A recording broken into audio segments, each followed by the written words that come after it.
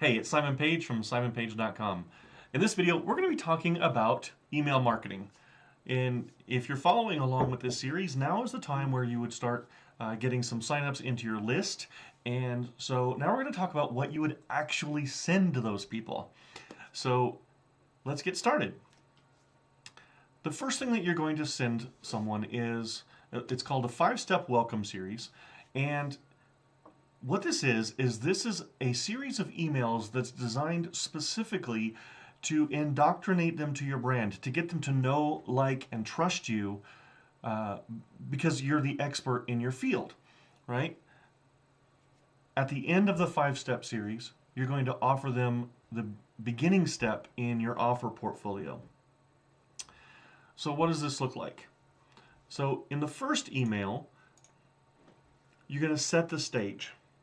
This is where you introduce yourself to your audience. You let them know who you are and what to expect in upcoming emails. You build some anticipation by offering to tell them a secret, something that you've discovered. And then you share with them what that secret did for you and why you're eager to share it. You end the email with a teaser telling them to watch out for the next email when they're going to get more information. So more than just the very basic idea here, I want to give you an example of how you might use this. So let's look at what an email might look like from a marketer who is selling a product about, let's say, branding. So the first email might go something like, hey there, my name is Joe, marketer, and welcome to my world. In the next few days, I'm going to share with you a bit of my story and some of the most useful articles about growing your business or branding your business.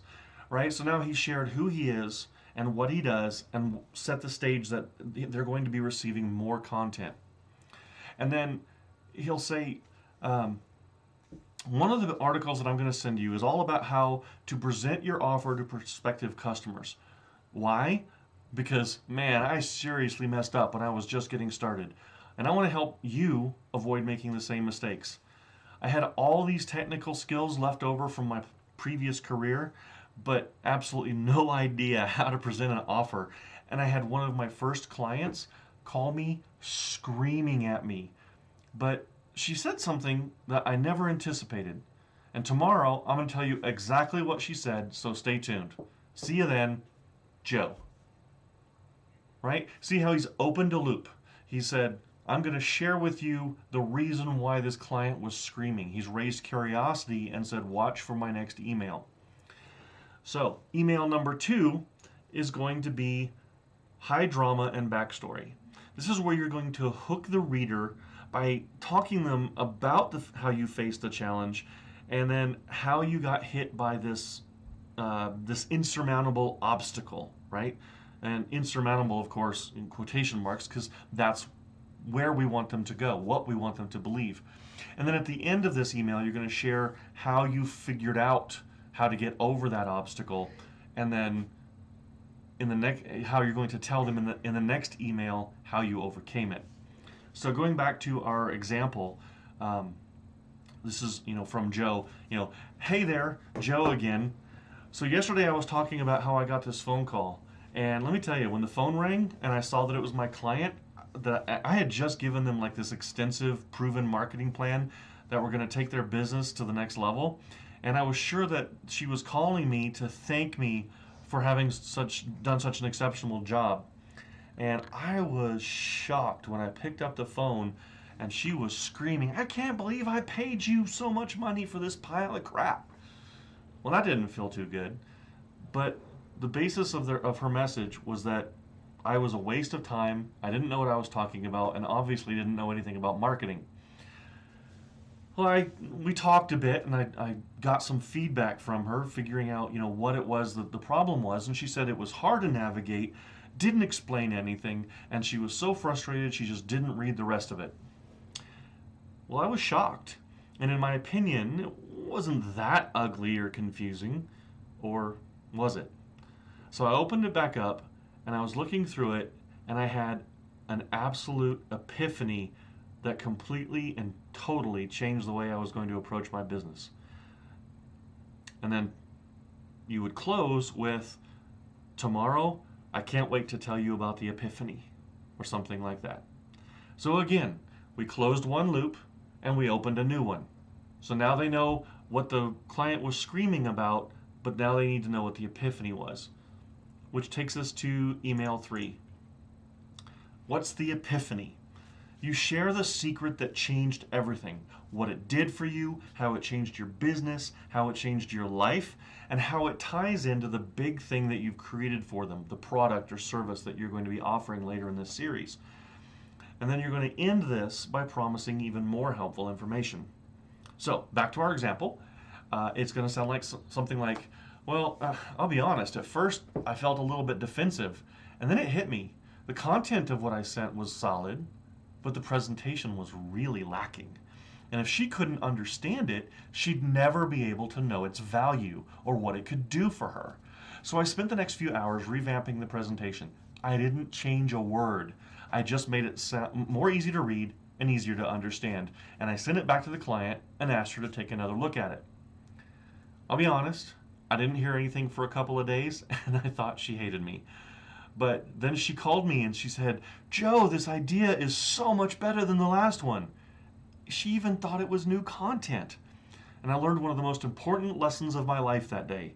It doesn't matter how great your message is, if nobody can understand it, you'll never go anywhere with it. So in this email, we've shared the secret, we've shared how it changed us, and we've shared how it made an impact on our client. And then you wrap it up with saying, tomorrow, I'm going to share with you the benefit I never expected from this, or something along those lines. So that email number 4 is hidden benefits. You're going to share the hidden benefit of your product or service. Now this is the benefit that's based on your epiphany, and it absolutely must be hidden. It can't be, oh, well, I knew that as soon as they said what the obstacle was. This was an obvious epiphany. This has to be something that they just didn't see coming. So in our example, you might write about how Joe was able to present his message better in a way that was more understandable and approachable, but there were unanticipated consequences of that realization, of that epiphany. And first and foremost was the clarity, or the connection, or however you want to put it for your epiphany. And then in this particular case, he might translate that into what that did for his ability to understand his message. So he might say something like first and foremost, I got all this clarity, and yeah, I was able to get more deals for my clients, and they were making a lot more money, and so my business was getting a lot more traction. But what I didn't expect, and here's the turn, what I didn't expect was the confidence that this would create, both for my clients and for myself. I wanted to talk to people about my business because I understood how to present it in a way that was understandable, clear, and compelling. I wanted to get on stage and talk about my business. I wanted to shoot videos about my offer portfolio because I knew they worked and I knew how to present them. I actually went back to that client a few weeks later, the one who screamed at me, and I thanked her. I've never been more grateful to be yelled at. And tomorrow, I'm going to share with you the exact tactics and strategies that I used to position myself as the go-to authority in my niche. Right? So he's talking about the benefits, or he's talking about the clarity, the benefit, the hidden benefit, the turn, what it actually meant, and then close that loop and opened up yet another one. So you can see with every email, we're closing the loop from the previous email and then opening a new one. And then the final email is all about urgency and call to action. This is where you actually present them with an offer.